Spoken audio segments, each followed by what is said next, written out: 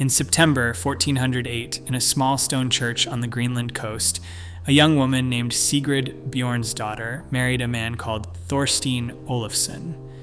2 priests read the banns. A certificate was issued. It was, by every visible measure, an ordinary wedding. The couple sailed to Iceland 2 years later to carry news home. That was the last time anyone ever heard from the Vikings of Greenland. A colony of up to 5,000 people, established for nearly 5 centuries, simply stopped existing. No bodies, no records, no goodbye.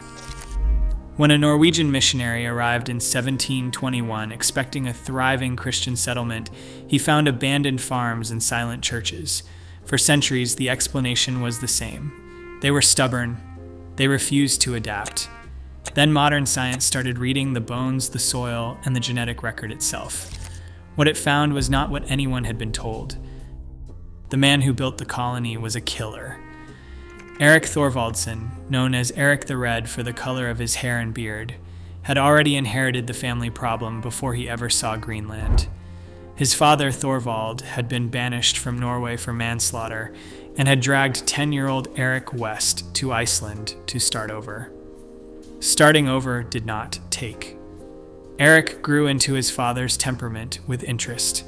Following a dispute over some borrowed wooden beams, he killed 2 of his neighbor's sons, and the Icelandic legal system made its position clear.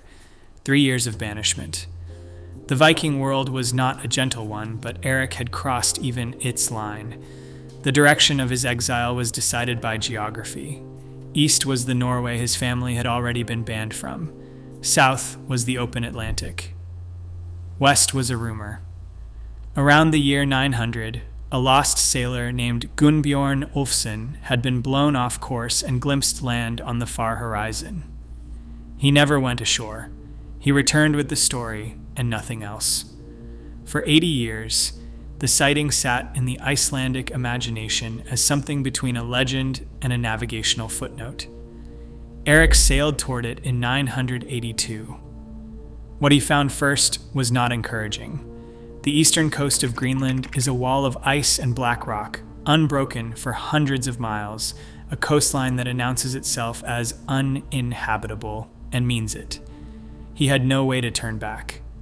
He pressed south, rounded the brutal southern tip that later mariners would call Cape Farewell, and began working up the western shore. The landscape changed. The ice gave way to deep fjords, sheltered valleys, grass growing where grass had no business growing, seals along the coast, seabirds overhead. It was not Iceland. It was not Norway. But it was enough. He spent the full 3 years of his exile exploring it, camping on islands, sailing deep into the fjords, naming places, finding the pockets of fertile land that would become farms.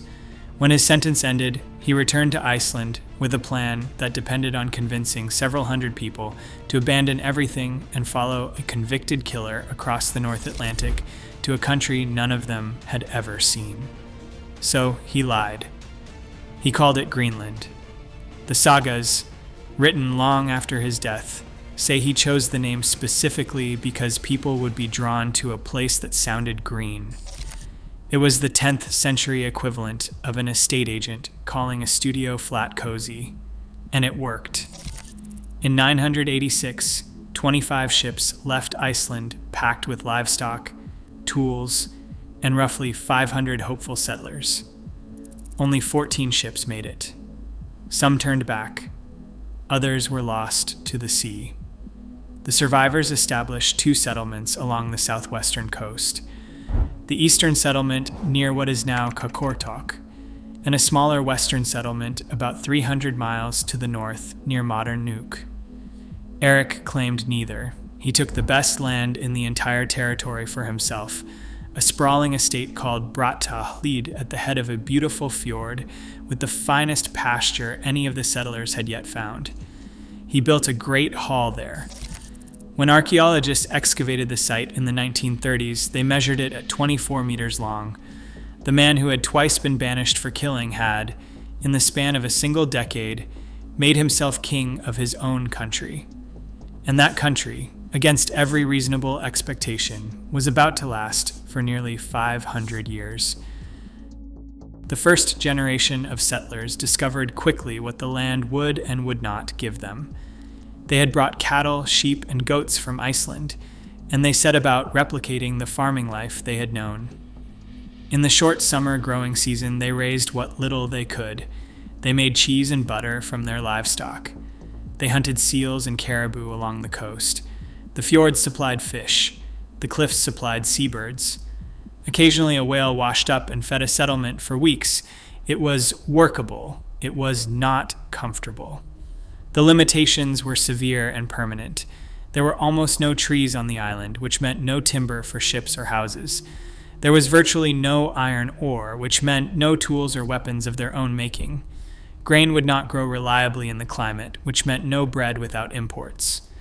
The driftwood that washed onto the beaches was so valuable that community leaders rationed it. It was not permitted to be burned for heat or cooking. For fuel, they turned to the peat bogs, which Greenland had in abundance, and for buildings, they turned to dry stone walls insulated with animal fur. Within a single generation, they had engineered a working Arctic farming society out of almost nothing. By the early 11th century, the population had reached somewhere between 2,000 and 5,000. Roughly 500 farms in the eastern settlement and around 100 in the western. And then, across the 12th and 13th centuries, the colony entered what can only be called a golden age. The driver of it was a single commodity. Every summer, hunting parties sailed 300 miles north to the grounds the Norse called the Nordersetur, near what is now Disco Bay. The journey was dangerous. The payoff was the most valuable raw material in medieval Europe. Walrus ivory. European traders at the time had no reliable access to African elephant tusks, which meant walrus was the prestige material of the entire continent. It was carved into crucifixes, into bishops' croziers, into ornate book covers, into ornaments for the houses of the wealthy. The Greenlanders had access to a seemingly inexhaustible supply of it. Thousands of walrus gathered along the rocky shores of Disco Bay, and the hunters took their fill and returned south with boatloads. Walrus hide was equally valuable. Extraordinarily tough and fully waterproof, it could be cut into ropes strong enough to rig some of the largest ships in Europe. Beyond the walrus itself, the Greenlanders exported fox fur, seal oil, and polar bear pelts. Live polar bears were occasionally shipped as royal gifts, bought by European kings for no reason other than the status of owning one. Narwhal tusks were sold to a gullible European elite who believed them to be genuine unicorn horns. Gyrfalcons, the magnificent Arctic hunting birds, were worth more than their weight in gold. Owning one was a marker of immense status. In return, ships from Bergen arrived with the essentials the colony could not produce: iron tools, weapons, timber for boats and houses, grain for bread, communion wine, and altar candles for the churches. Without any of this, the colony could not function. This is the part to hold on to. The Greenland Vikings did not survive on Greenland's resources. They survived on one export commodity sold to one trading partner across one shipping route. 450 years of civilization, 5,000 people at its height, churches and cathedrals, and a society that exported unicorn horns to European kings, all of it resting on a single economic beam. Beams can break. For most of the 20th century, the explanation for what happened to the Greenland Vikings was fixed. It appeared in textbooks. It appeared in documentaries. It appeared in academic papers, considered settled. The story was simple and satisfying, which is usually the first clue that a story is wrong. The Norse, it was said, were rigid Europeans who carried their farming traditions into the Arctic and refused to let go of them. They clung to cattle when cattle no longer made sense. They clung to sheep when the grass stopped growing.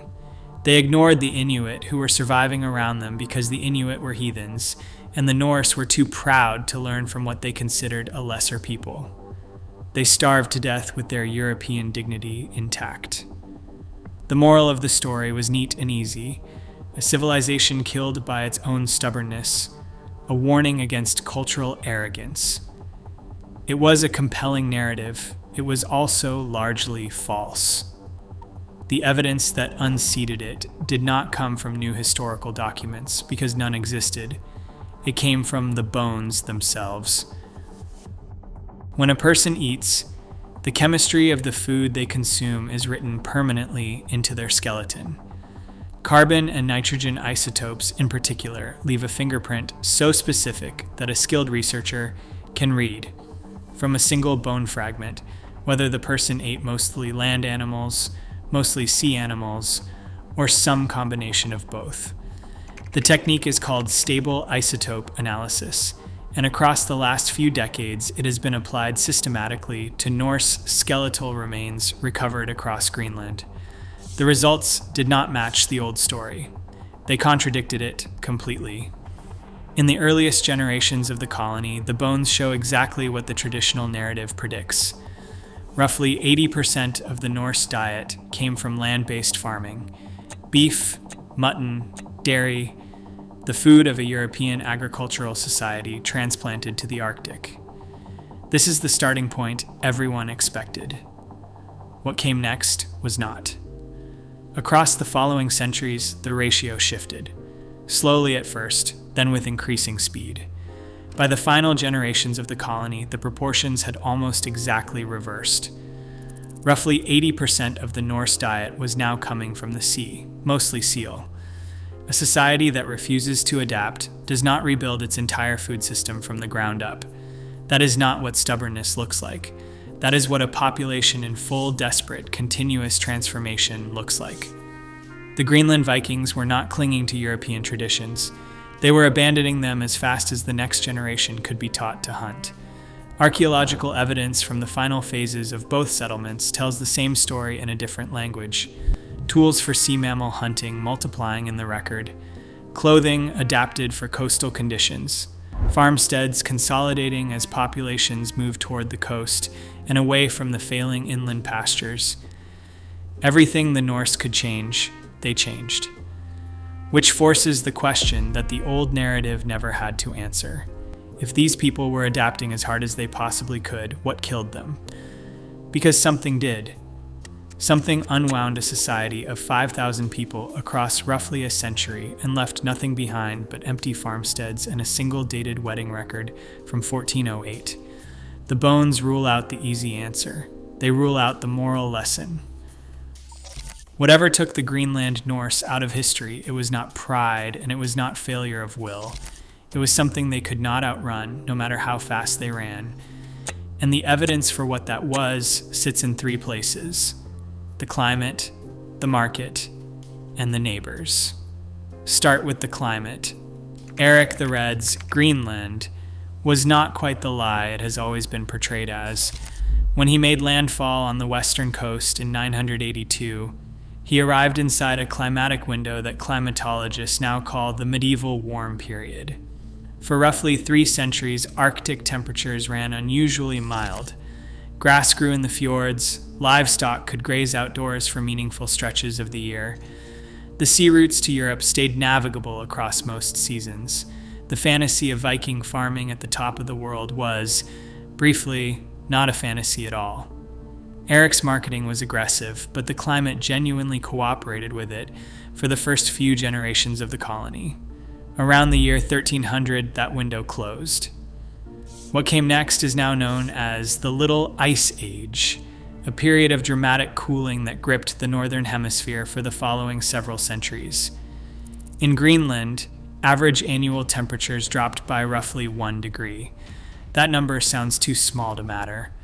For a farming society already operating at the absolute limit of what was agriculturally possible, it was enough to break the back of the entire enterprise.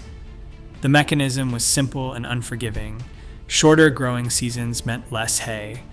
Less hay meant livestock had to be kept indoors for longer periods each winter, consuming stored feed faster than the following summer could replenish it. Fewer calves survived each year. Herds shrank. Dairy production collapsed.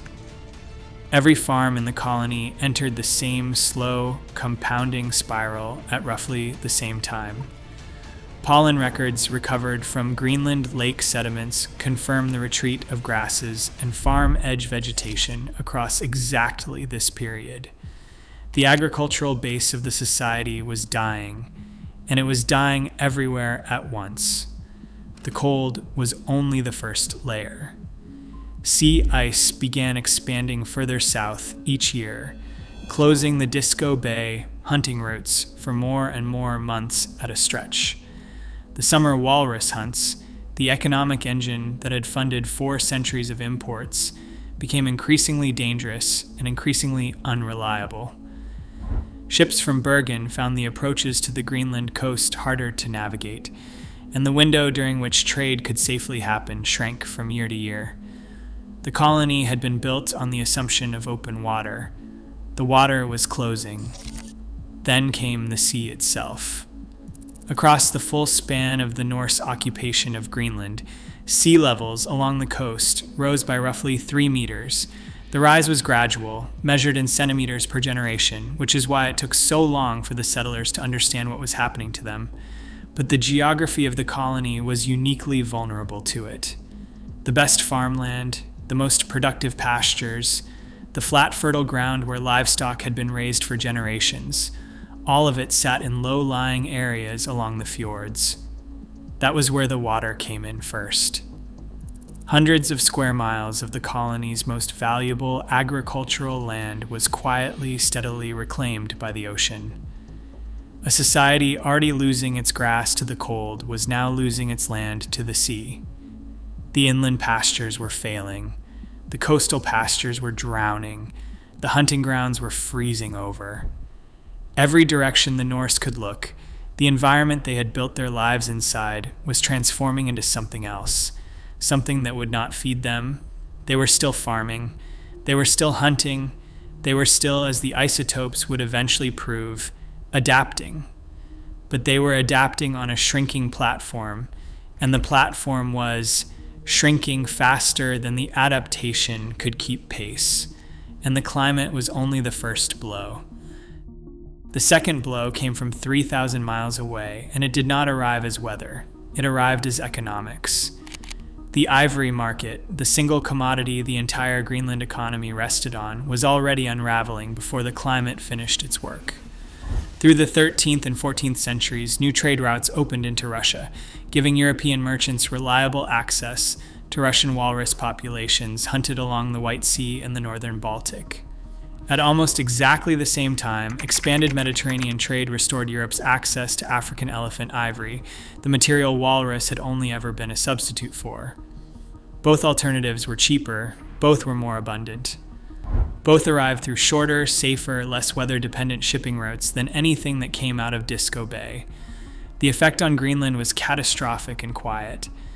Prices for Greenlandic walrus ivory collapsed across several decades, not in a single crash, but in a long erosion that gave the colony no clean moment to respond to. The one economic lever that had purchased 4 centuries of iron, timber, grain, weapons, and ecclesiastical supplies simply stopped working. Ships arrived less frequently.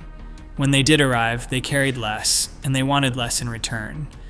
The hunting parties still sailed north every summer. The walrus were still there. The tusks were still harvested. But the market they had been selling into had moved on, and the colony had nothing else to sell. Then, in 1348, the Black Death reached Norway. There is no archaeological or genetic evidence that the plague itself ever reached Greenland. The distance, the cold, and the increasingly thin shipping traffic may have spared the colony from direct infection. It did not matter. Greenland had spent 400 years building its entire external relationship around a single trading partner, and that partner was Bergen. Across the winter of 1349, in the space of roughly 6 months, the plague killed an estimated 60% of the Norwegian population. The trading agreements, the shipping families, the generational merchant relationships that Greenland had spent centuries cultivating, all of it was gone inside half a year. The population that survived in Norway was not going to resume transatlantic shipping on any recognizable timeline. Every surviving hand was needed at home.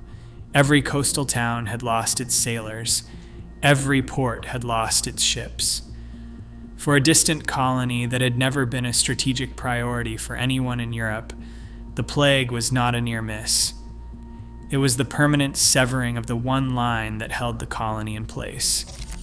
The church was the second line, and it went next. In 1378, the last bishop of Greenland, a man named Alf, died in the eastern settlement. No replacement was ever sent. The papal records contain a handful of later documents discussing the idea of sending a new bishop, treated increasingly as a theoretical question for a diocese that no one in Rome could reliably reach. The Church, the institution that had tied Greenland to European Christendom for nearly 4 centuries, quietly let the colony go. This is the configuration that the modern evidence has forced into focus. The colony did not die because of one thing. It died because 3 separate load-bearing beams broke inside a single lifetime. The climate that had made farming possible, the market that had made imports possible, the trading partner that had made contact possible. Any one of these losses might have been survivable. The 3 together were not. The Norse adapted, because the bones say they adapted. But there were some things that no adaptation could reach. While the Norse had been building their society, another people had been moving toward them. The Thule, ancestors of the modern Inuit, had been migrating east across the Canadian Arctic for centuries, following the seals and the whales, expanding into territory that had previously been held by an older culture called the Dorset. By the 14th century, they had reached the northern edges of the Norse world. The two peoples met, and for a time they traded. Norse metal goods have been recovered from Thule archaeological sites across the Arctic, carried north through contact that was initially peaceful. Then, in 1379, the Icelandic annals record an attack on the eastern settlement. The Norse called the attackers Skraelings, the word they used for all indigenous peoples of the region. 18 men were killed.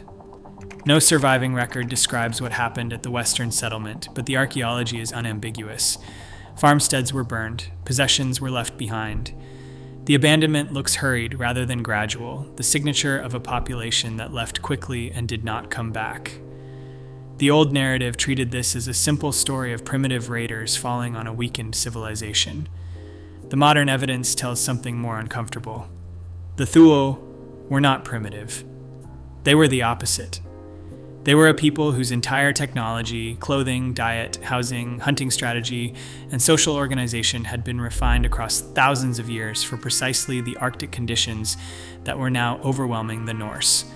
Kayaks that the Norse had no equivalent for. Togglehead harpoons that hunted seal more efficiently than anything the Greenlanders possessed. Winter dwellings that held heat better than stone walls insulated with fur.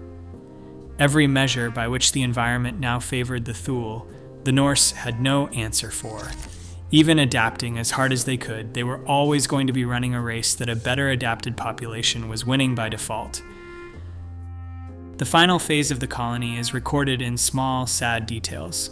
The western settlement disappears from the record entirely sometime in the mid-14th century. A Norwegian official named Ivar Barderson, sent from the eastern settlement to investigate, reported finding livestock running wild and no people. The eastern settlement held on for several more generations, but its population was shrinking every decade. Farms consolidated, outlying steads were abandoned. The cathedrals that had once served a continent-spanning parish served fewer and fewer worshippers each year. Then the 1408 wedding at Hvalsey Church. Sigrid Bjornsdottir and Thorstein Olafsson married before 2 priests in a settlement that still functioned well enough to issue a certificate. The couple sailed to Iceland in 1410. That is the last dated event in the written history of Norse Greenland. After it, there is nothing. No chronicler records the end.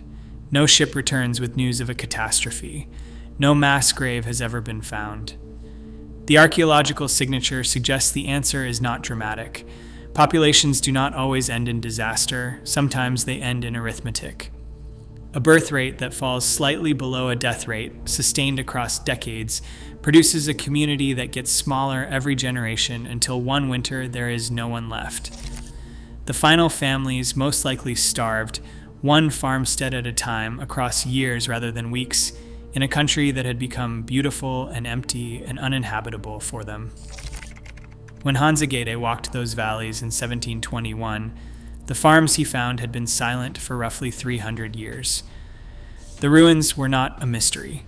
They were a conclusion. The answer, the bones, the isotopes, the pollen records, and the ruins together give, is not the answer history wrote for centuries. The Greenland Norse did not die because they were stubborn. They did not die because they refused to change. They changed everything they could change. They changed what they ate. They changed how they hunted. They changed where they lived. What they could not change was the climate beneath their feet, the market across the ocean, or the plague in a city they had never seen. They were a civilization that did everything right by the standards of their own resilience, and still lost. The bones remember it. The isotopes remember it. The empty farmsteads Hans Egede walked through in 1721 remember it. We just needed the right tools to read what had been written there, and when we did, the story we had been telling ourselves collapsed.